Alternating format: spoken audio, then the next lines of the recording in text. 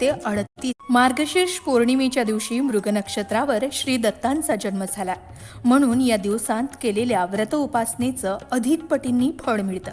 म्हणून मार्गशीर्ष शुद्ध सप्तमी ते मार्गशीर्ष शुद्ध चतुर्दशीपर्यंत श्री गुरुचरित्र सप्ताह केला जातो. या दिवसात श्री गुरुचरित्र ग्रंथांचं पारायण केल्यानं एखाद्या गंभीर संकटातून बाहेर पडण्याचा मार्ग सापडतो.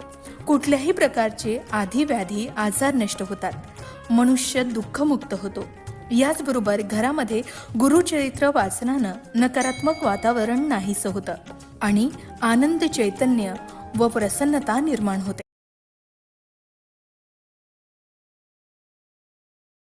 तुम्ही सुद्धा मार्गशीर्ष महिन्यात आपल्या यथाशक्तीनुसार गुरुचरित्राचं पारायण करू इच्छित असाल तर पारायण कसं करावं, महत्त्व आणि नियम काय या संबंधित माहिती चला समजून घेऊयात. पण त्याआधी आमच्या चॅनलला सबस्क्राईब करा, बेल आयकॉनला क्लिक करा. तुम्ही जर हा व्हिडिओ फेसबुकवर पाहत असाल तर फेसबुक पेजलाही फॉलो करा.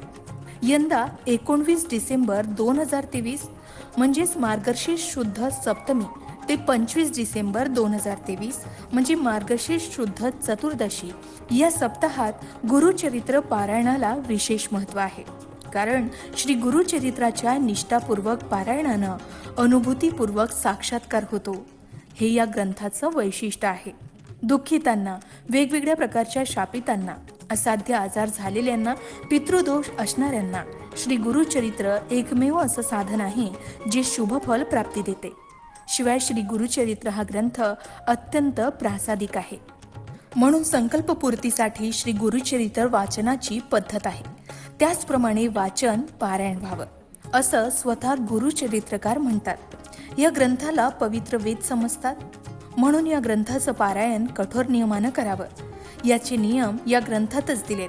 हा ग्रंथ 7 दिवसांच्या सप्ताहातच किंवा 3 दिवसातच पूर्ण करावा असाही नियम आहे. मात्र आता श्री गुरुचरित्र पारायण कसं करावं, तर गुरुचरित्र पारायण वाचण्याची संधी मिळाली तर भाविक आवर्जून या संधीचा लाभ घेत असतात. या ग्रंथाचे 52 अध्याय आहेत, तर काही ग्रंथात 53 अध्याय आहेत.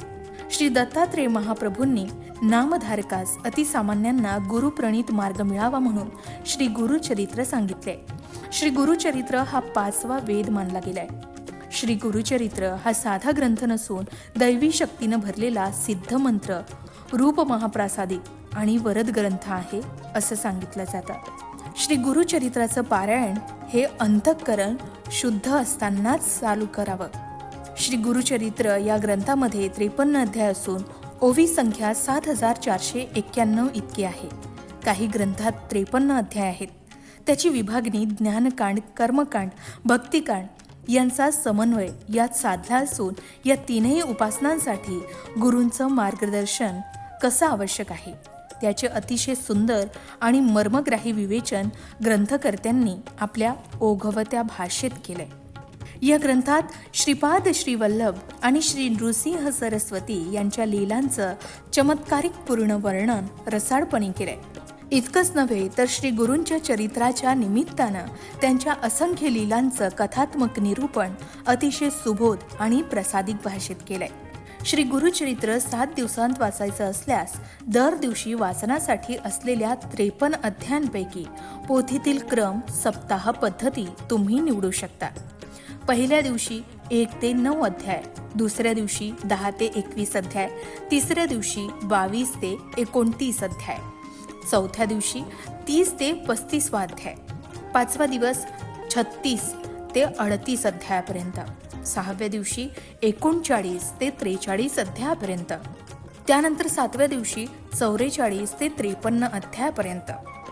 तर श्री गुरुचरित्र 3 दिवसात वाचायचं असेल तर पहिल्या दिवशी 24 पूर्ण अध्याय, दुसऱ्या दिवशी 37 पूर्ण अध्याय आणि तिसऱ्या दिवशी 53 पूर्ण अध्याय असा क्रम ठेवावा.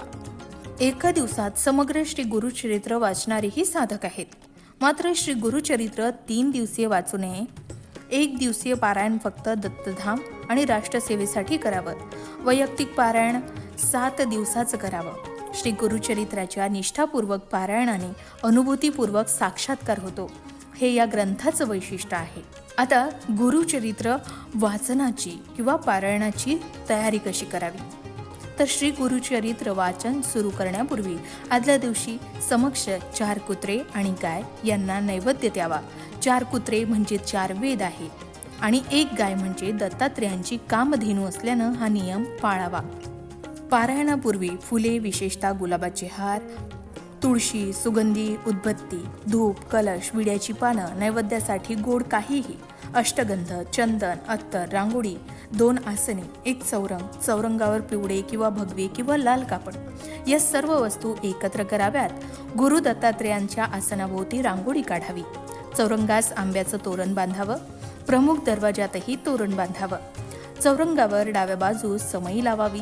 पारायणास बसण्यापूर्वी घरीच पूजेच्या ठिकाणी विडा, सुपारी आणि नारळ ठेवून पारायणास उपस्थित राहण्यासाठी देवास प्रार्थना करावी. पहिल्या दिवशी संकल्प घ्यावा.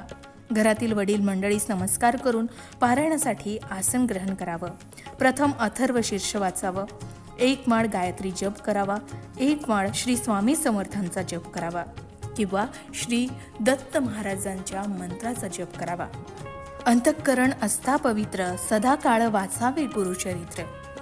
अंतर्बाह्य सुचिरभूत राखून ह्या ग्रंथाचं वाचन करावं.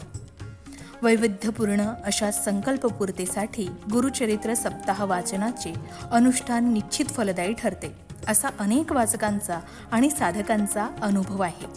त्यासाठी शास्त्रशुद्ध सप्ताह करण्यासाठी कोणते नियम पाळावेत हेही लक्षात घ्यायला हवं.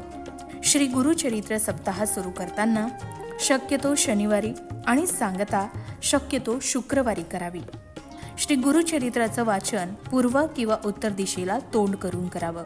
वाचन सुरू करण्यापूर्वी रोज श्री दत्त महाराजांच्या फोटोची आणि पोथीची पूजा करून 1 माळ गायत्री मंत्र, 1 माळ श्री स्वामी समर्थ यांचा मंत्र जप करावा.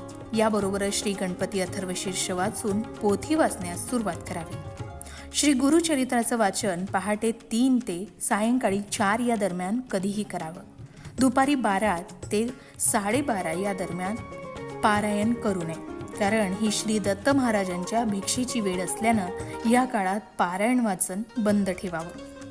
श्री गुरुचरित्र वाचनाच्या कालावधीत दुसऱ्यांच्या घरचं अन्न घेऊ नये. आपली आई, पत्नी आणि बहीण यांच्या हाताचं अन्न खाण्यास हरकत नाही. उपवास करू नये. दोन्ही वेळेस तुम्ही सकाळी आणि संध्याकाळी 1 धान्य फराळ करावा. काही समस्या असल्यास स्वखर्चानं बाहेर खाण्यास हरकत नाही. श्री गुरुचरित्र वाचण्याच्या कालावधीत पुरुषांनी दाढी वाढवू नये. स्वतःच्या हाताने दाढी करावी.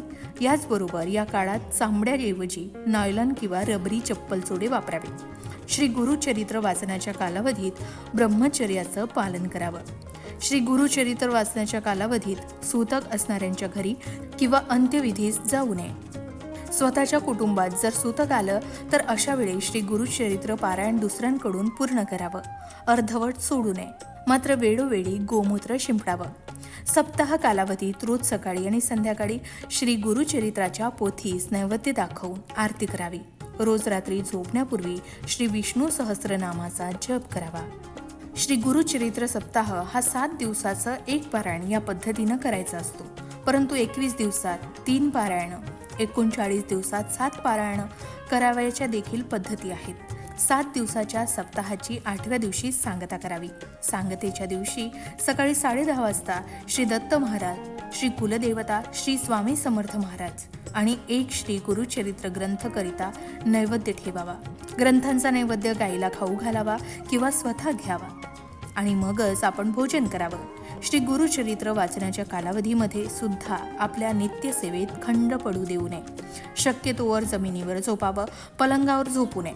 झोपताना डाव्या कुशीवर झोपावं, म्हणजे संकल्पपूर्तीच्या दृष्टीनं संदेश ऐकू येतात असा श्रद्धेनं अनुष्ठान करणाऱ्यांचा अनुभव आहे.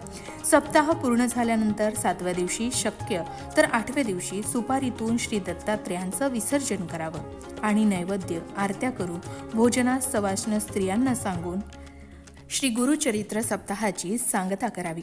तर आधी सांगितल्याप्रमाणे तुम्हालाही चमत्कारिक अनुभव घ्यायचे असतील तर 19 डिसेंबर 2023 म्हणजे मार्गशीर्ष शुद्ध सप्तमी ते 25 डिसेंबर म्हणजेच मार्गशीर्ष शुद्ध चतुर्दशी या सप्ताहात तुम्ही सुद्धा यथाशक्तीनुसार गुरुचरित्राचं पारायण नक्कीच करू शकता. विशिष्ट संकल्पांच्या पूर्तीसाठी श्री गुरुचरित्र सप्ताह वाचनाचं अनुष्ठान निश्चित फलदायी ठरतं. बोला अवधूत चिंतन श्री गुरुदेव दत्त. तुम्ही सुद्धा गुरुचरित्र सप्ताह पारायण करता का? त्याचे तुम्हाला काय लाभ मिळालेत? यंदा सुद्धा तुम्ही श्री गुरुचरित्र सप्ताह पारायण करणार आहात का? आम्हाला कमेंट करून नक्की सांगा.